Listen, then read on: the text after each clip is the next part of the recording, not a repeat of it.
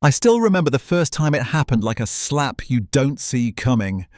I was crouched by the edge of the fountain in the rear courtyard, tying 8-year-old Noah's shoelace, whispering to him to keep looking forward, keep his knees steady. His legs trembled, but he'd already taken 3 wobbly steps toward the bench. 3 steps more than any doctor thought he could.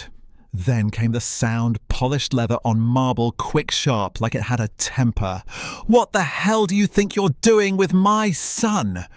It was his father, Victor Langford. Oil money, skyscraper money, the kind of money that makes a man think his voice is a law.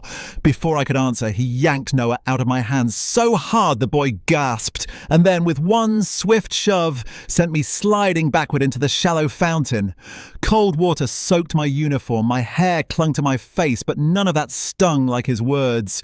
You're here to scrub floors, not lay your hands on my boy like you've got some God-given right. I've seen your kind. You inch your way into places you don't belong, thinking you've got some special magic. Well, magic doesn't fix what's wrong with him. Education does, discipline does, and you have neither. Noah was crying now, saying I made him brave. Victor didn't even glance at him. You work for me, you obey, you don't touch what's mine. Pack your things, you're done. I left that night without a word. What I didn't know was that hours later, Victor sat in his study with a glass of scotch replaying the courtyard camera footage. He saw Noah take those steps, no therapist holding him up, no expensive contraption, just my voice steady and warm. The next morning, there was a knock at my apartment door above the laundromat. There, he was no suit, just a sweater and 2 cups of coffee. I was wrong, he said, like the words hurt coming out. I saw the footage. Come back. Full time. Name your terms. I didn't take the coffee right away. I'm not doing this for you, I told him. I'm doing it for Noah. Back at the Langford estate, Noah came running, nearly toppling himself just to hug me. I could feel Victor's eyes on us. Less arrogance now, more calculation. Over the next weeks, Noah's progress grew. We walked the gardens, played balance games in the therapy room, laughed until he forgot to be afraid of falling. But Victor still treated every suggestion like a challenge to his authority. It boiled over when he insisted Noah attend a crowded fundraiser. I told him it might set the boy back, too much noise, too many people. I'm not asking your opinion, he snapped. This family has an image, and I'm telling you I shot back his well-being matters more than your image. He didn't like that, but he didn't stop me from going with them. At the event, I heard the whispers, 2 women nearby, voices sharp enough to cut. Surprised he lets the help hover so close, especially one like her. Noah heard it too, his little brow furrowing. Before I could comfort him, Victor's voice sliced through. Maya is not just an employee. She's the reason my son is walking. If anyone has a problem with that, you can bring it to me. It was the first time I'd seen him stand between me and the fire, instead of lighting the match. But that small victory didn't sit well with his sister Miranda. She called me a danger to the family image, started feeding gossip sites, half-truths about my past old jobs, an eviction, anything she could twist. Then came the photographers outside the gates shouting questions like I was some kind of scandal. I told Victor I wouldn't hide. Instead, I suggested we show the truth. Invite the press to see Noah walk live. On the day he crossed that platform on his own, the crowd erupting in applause. Even Miranda, standing in the back, couldn't spin what she saw. Then she got personal, invited me to a cafe, slid an envelope across the table. Enough to keep you comfortable. Leave quietly. No scene. No more photographs. I didn't even touch it.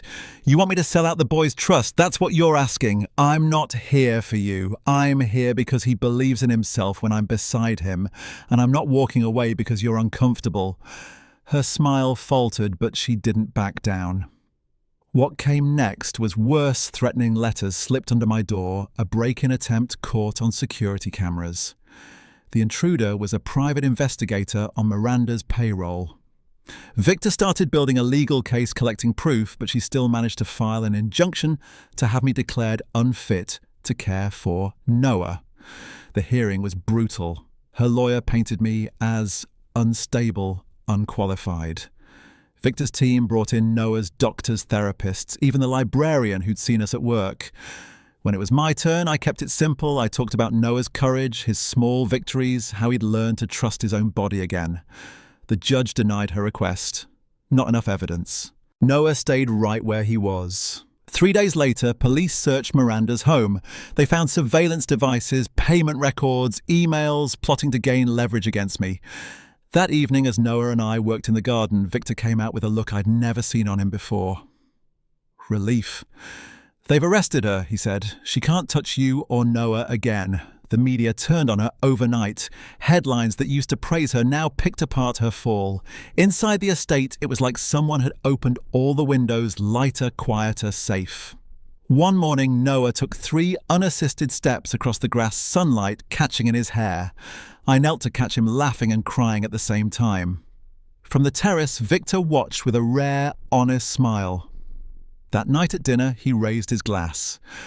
To the end of a fight we should never have had to wage, and to you for never giving up even when I gave you every reason to. I didn't know what to say, so I just clinked my water against his wine. But later in my room, I framed a crayon drawing Noah had given me, 3 stick figures holding hands with the words, "We're safe now," scrawled above. Maybe we were. Or maybe safety is just a moment between battles. You tell me, was Miranda's downfall justice served or just the richest version of a slap on the wrist? And have you ever seen someone try to erase another person just because they didn't fit their idea of belonging? I'd love to hear what you think.